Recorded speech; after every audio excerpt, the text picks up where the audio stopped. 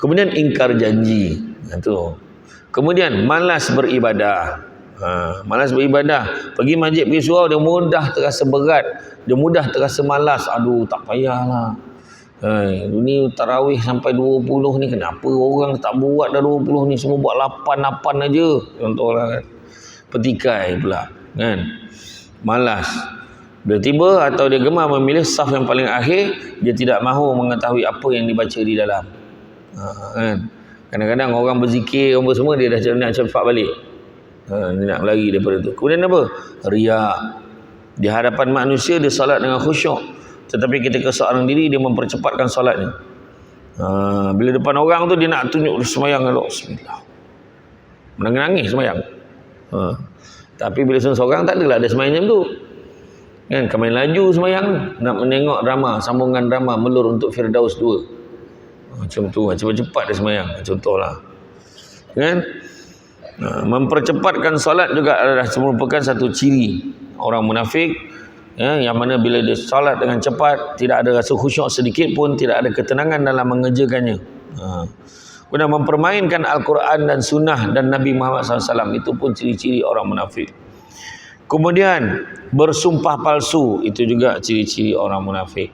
Kemudian enggan berinfak, kedekut pula, itu rupanya ciri orang munafik juga. Kan, orang munafik selalu menghindari hal yang menuntut pengorbanan, baik berupa harta maupun jiwa. Bila menjumpai mereka berinfak, bersedekah dan mendermakan hartanya, mereka takutkan kerana riak dan sum'ah. Mereka enggan bersedekah kerana pada hakikatnya mereka tidak mengenaki pengorbanan harta perkali jiwa. Dia kata, bukan aku tak nak, nanti orang cakap aku riak pula. Dia kata tu. Dia bagi alasan. Sebenarnya memang tak nak bagi. Kan? Tunjuk itu. Kemudian tidak menghiraukan nasib sesama kaum muslimin. Dia tak peduli orang susah ke keliling dia, dia tak rasa pun.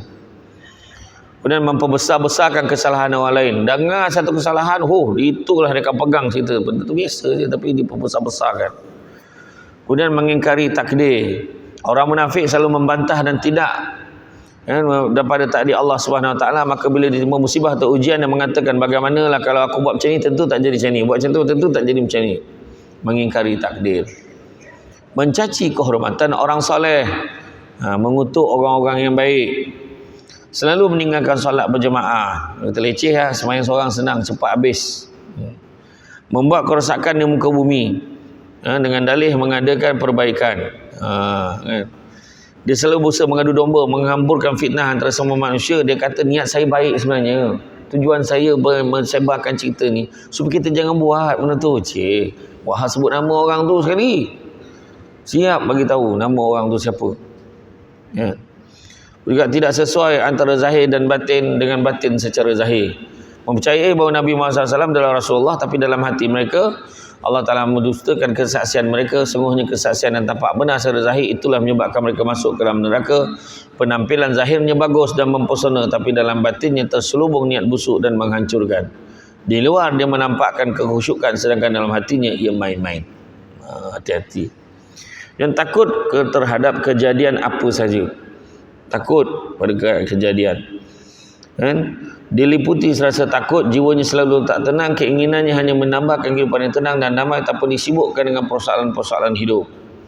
Kan? Kemudian mengelak dengan alasan yang bohong. Kenapa tak pergi tarawih malam tadi? Malam tadi aku tarawih kat rumah je. Contoh, wah tak buat. Pergi bazar Ramadan yang lewat malamnya tu. Contohlah kan. Kenapa kau tak sedekah? Aku dah habiskan dah bagi sedekah ke orang lain. Tipu dengan alasan yang bohong. Aku dah bagi dah dekat tempat aku, dah bagi dah 5,000 aku bagi minggu lepas. Yuk. Eloklah. Kan, seronok dia buat macam tu. Kemudian bakhil. Orang munafik sangat bakhil dalam masalah-masalah kebajikan, menggenggam tangan, yakni tak mau bersedekah dan tak mau memberi sumbangan sebahagian daripada harta dicintai. Kemudian lupa kepada Allah, buat sesuatu lupa kepada Allah.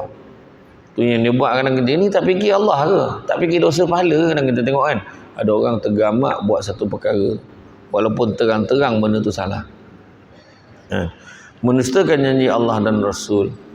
Kemudian lebih memerhatikan zahir, mengabaikan batin. Ni nak apa ni nak zahirkan ke orang tu lebih penting daripada apa yang ada dalam hati dia. Tidak memahami masalah-masalah agama. Dia takkan faham. Berpura-pura dalam dosa. Kan? Inilah yang paling membezakan orang munafik dan orang mukmin. Orang munafik menganggap ringan perkara-perkara yang melawan hukum Allah, menentangnya dengan melakukan pelbagai kemungkaran dan kemaksiatan secara sembunyi. Akan tetapi ketika berada di tengah-tengah manusia, dia menunjukkan sebaliknya, iaitu berpura-pura taat. Senang melihat orang lain susah, susah bila melihat orang lain senang. Itu pun juga salah satu ciri orang munafik. Tengok orang lain senang, dia cakap depan ni, tahniahlah, seronok dengar. Kau ada juga kawan-kawan kita yang berjaya. Padahal dalam hati nyampah aku. Contohlah kan, ramai orang macam tu, tapi kat Batu Gajah tak ada, di tempat lain, ya, tempat lain. Dia senang melihat orang lain susah dan susah hati bila menengok orang lain senang. Apapun dalam bab munafik ni memang betul. Dan dalam bab munafik ni memang bahayanya kemunafikan ni adalah kita ni diletakkan di dalam neraka bersama-sama orang kafir. Sebab tak ada bezanya sudahnya, kan? Tak ada beza sudahnya. Level ni diletakkan keadaan macam tu. Dan kalau kita tengok fasik pula, dia melanggar aturan dan perintah Allah, yang mana fasik ni juga sikap keluar dari sikap istiqamah dan bermaksiat dia kepada Allah. Dan itulah orang yang gemar berbuat maksiat disebut orang-orang yang fasik. Kan? Dia buat benda-benda lain, semua buat baik, semayang ni, tapi minum arak, minum. Sarapan pagi, breakfast roti canai dengan arak-arak. Kan, whisky dia katakan, brandy, ya, ada orang macam tu tuan. Ada, jadi dia tak sedar, itulah masuk kategori orang fasik. Dia buat juga benda tu, kan. Jadi kalau kita tengok kan, orang ni yang macam ni ramai kat atas dunia ni. Yang paling bahaya sekali kan, yang paling bahaya lagi sebab apa? Sebab dia nampak sama macam kita, kan.